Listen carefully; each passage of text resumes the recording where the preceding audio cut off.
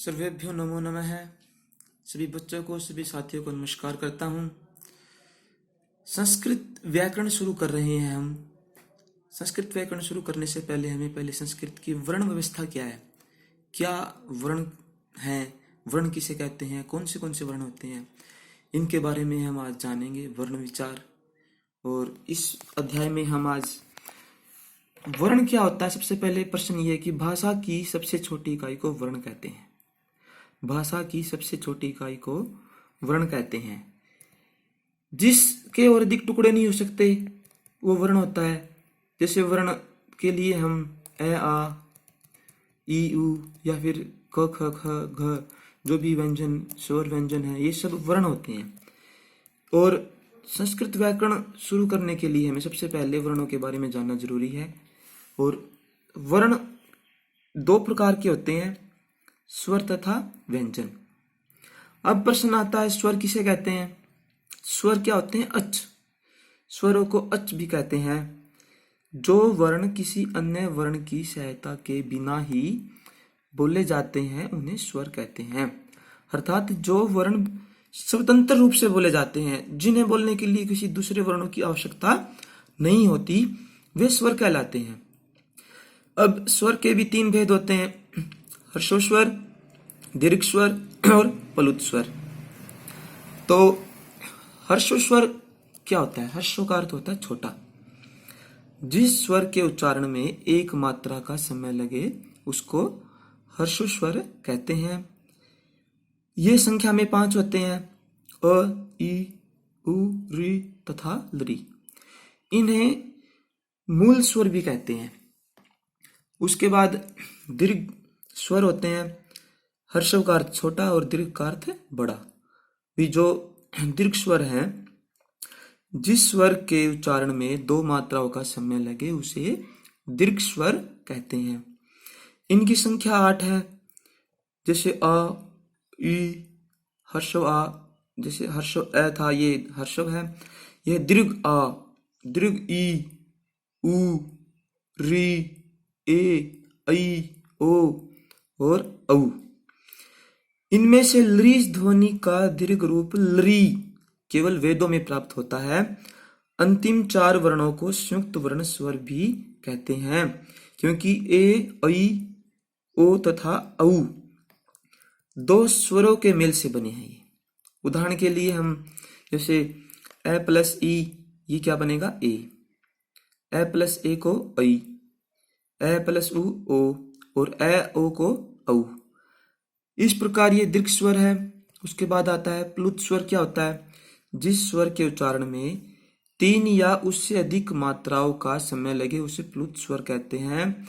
जब किसी व्यक्ति को दूर से पुकारते हैं तब संबोधन पद के अंतिम वर्ण को 3 मात्रा का समय लगाकर बोलते हैं, उसे ही प्लुत स्वर कहते हैं। लिपि में प्लुत स्वर को ये यहाँ पे जो दिया गया है संस्कृत में, जो हम 3 लिखते हैं, इसकी संख्या से दिखाया जाता है। ये इसका चिन्ह है। उदाहरण के लिए एहि कृष्णत्र गोश्चरति ओम। इस प्रकार ओम के ओकार का उच्चारण सर्वत्र सभी जगह प्लुत ही होता है।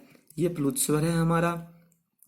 उसके बाद प्रश्न आता है कि जो सभी हर्षो, दीर्घ और प्लुत स्वर, ये वर्ण अनुनासिक एवं निरनुनासिक भेद से दो प्रकार के होते हैं। पहले अनुनासिक।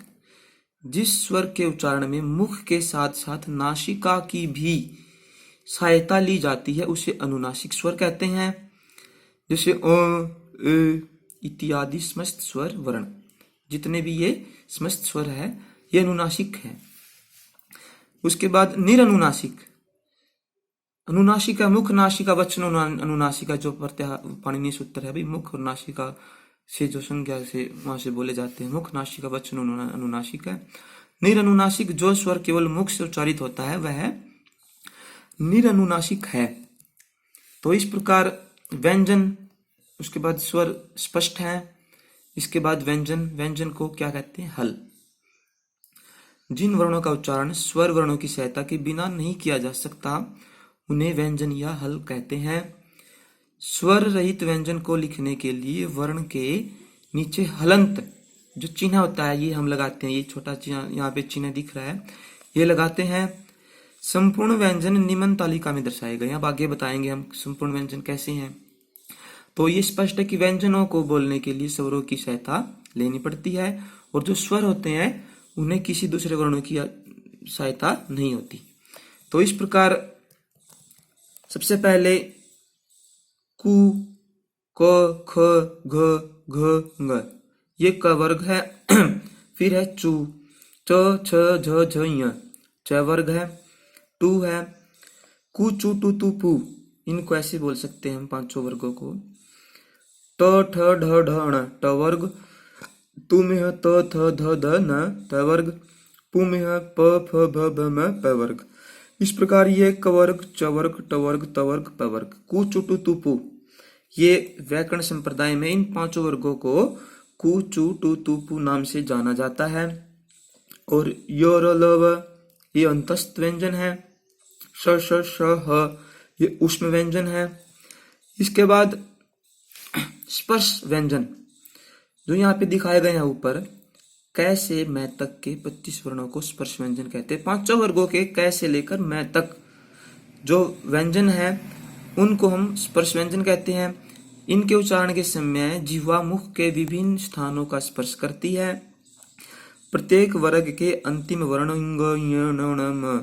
यम गणनम को अनुनासिक भी कहा जाता है। यम गणनम नासिका च, क्योंकि इनका उच्चारण मुख के साथ साथ नासिका से भी होता है। इस विषय में हम उच्चारण स्थान का जो चैप्टर करेंगे उसमें अच्छे से पढ़ेंगे। अब आगे है अंतस्थ व्यंजन, य, र, ल और व वर्णों को अंतस्थ व्यंजन कहते हैं। इन्हें अर्ध स्वर भी कहते हैं। ऊष्म व्यंजन श, श, श, ह वर्णों को ऊष्म व्यंजन कहते हैं। अब है अनुस्वार। अनुस्वार है जो स्वर व्यंजन स्पष्ट है। आगे अनुस्वार क्या होता है, इसका उच्चारण नासिका मात्र से होता है। यह सर्वथा स्वर के बाद ही आता है। यथा अहम, अहम में है के ऊपर मैं अनुस्वार गया, इसको अनुस्वार है। सामान्यतया मैं व्यंजन वर्ण से पहले अनुस्वार में जो ये हम डॉट लगाते हैं, ये जो यहाँ पे देख रहे हैं डॉट, ये अनुस्वार में बदल जाता है। व्यंजन से पहले मैं वर्ण आता है तो उसको अनुस्वार हो जाता है। ये मोनुस्वार सूत्र भी आता है, वहां पे भी उसका विषय स्पष्ट होगा।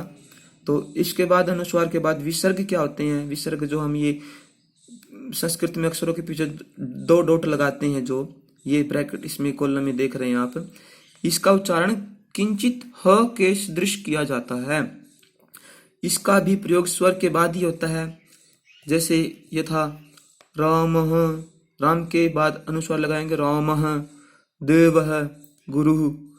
और संयुक्त व्यंजन है, दो व्यंजनों के संयोग से बने वर्ण को संयुक्त व्यंजन कहते हैं। संयुक्त का मतलब है मिले हुए व्यंजन। उदाहरण के लिए क प्लस श, क्ष, त प्लस र, त्र, ज प्लस य, ज्ञ, क्षत्र ज्ञ, ज्ञ भी बोल देते हैं इसको, विज्ञानम। तो इस प्रकार से ये हमारे जो वर्ण व्यवस्था है, ये वर्णों का जो चैप्टर है संक्षिप्त में इनको बताया गया है। स्वर अपनी स्वतंत्रता से बोले जाते हैं, व्यंजन स्वरों की सहायता से बोले जाते हैं। स्वर होते हैं हर्ष, उद्रिक, प्लुत। फिर व्यंजन होते हैं कैसे मैं तक स्पर्श व्यंजन है, फिर वो अंतस्थ हैं, ऊष्म है, और संयुक्त व्यंजन है, अनुनासिक है, निरनुनासिक है, विसर्ग है। तो इस प्रकार ये संस्कृत व्याकरण शुरू करने के लिए हमें पहले वर्णों के बारे में पता होना चाहिए। तो आज इतना ही करेंगे। उसके बाद उच्चारण स्थान आते हैं। अगले चैप्टर में हम उच्चारण स्थान पढ़ेंगे। धन्यवाद। जयतु संस्कृतम जयतु भारतम।